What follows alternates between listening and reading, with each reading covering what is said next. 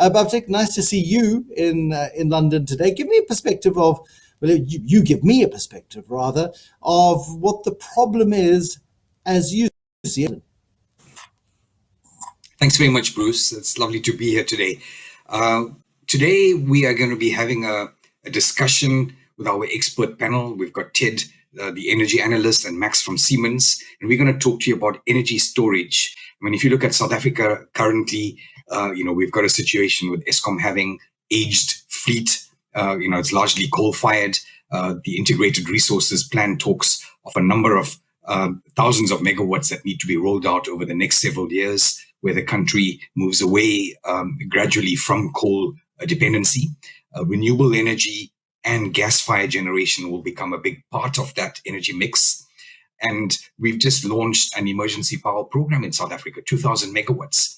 And as a bank at the forefront of financing this, we've seen significant interest from developers, most of them being international. Various forms of technology being mooted.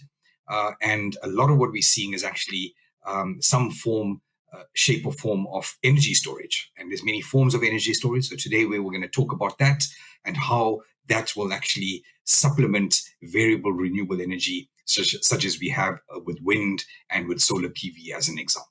So thanks, Bruce. Thank you, Babtik, very much. To you, Ted Blom, with the same problem as you see it. Okay, so I think the energy problem in South Africa and Southern Africa is very well traversed now, and has been for at least the last 12 years.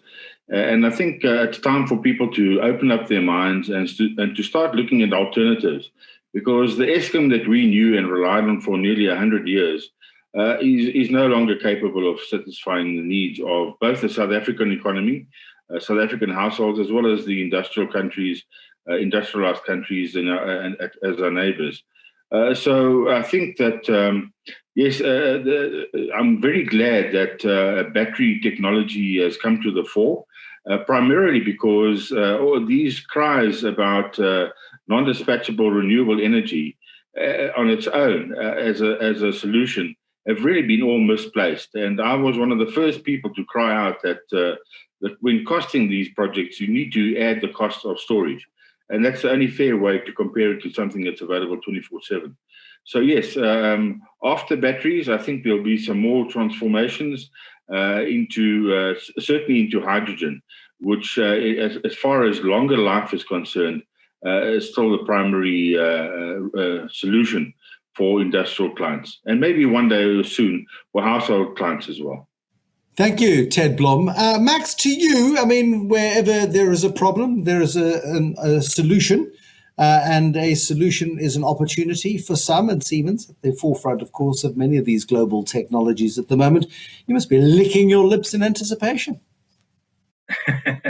Absolutely. Thanks, Bruce. Yeah, well, just a small hint here. As you probably know that we had the spin-off, we're right now really focusing on energy more than we did before, part of the Siemens family here, but really as Siemens Energy right now, really focus on our energy sector here. But if you ask me, what are probably the major trends that we see here coming from the global perspective, we definitely see the increasing demand in all areas of the world. So the electrification will proceed. And as we learn that, all the emerging technologies are very energy hungry. So we see that as a major trend. Besides the topic of decarbonization, we already heard it from Babtik here, that we have a lot of engines still running all over the world, looking for carbon-based fuels. And then also the topic of decentralization, helping also support the security in the grids. And all those major trends, I would think, are somehow overlapped with the add-on of renewable power into the systems, decreasing technology cost, as we also heard it right now from Ted, that there's at least a way forward anticipated looking at the battery market. But we also see that there is certain flexibility required in those systems. For sure, also on the regulation side, we see there are certain movements also enabling energy storage as part of the energy landscape. And just I think the overall goal here is cut down CO2 emissions and securing the grids and the energy supply. How evolved is the technology that is required in order to make the storage of renewables feasible? I mean, we make the assumption that Germany, which at one point had lots of nuclear power, then took nuclear off the grid, is using lots of renewables, therefore storage. Just how evolved are you? We assume that you're world leaders, and I think you are. Well, I think still the German market is variable. Yeah, still there is no clear direction. We see that there are projects evolving, looking at the battery side, more focusing, let's say, on short-term durations of discharging power.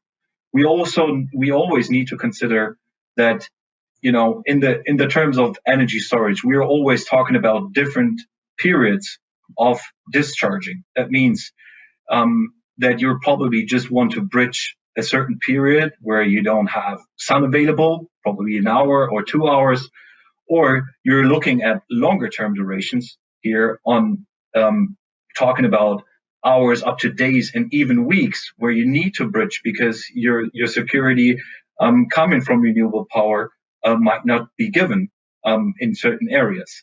So what we see in Germany that there's a lot of push also looking at, let's say, the decarbonization of an existing fleet, making coal-fired power plants into storage power plants, which is possible, using energy in thermal energy storages and make that usable for the existing fleet.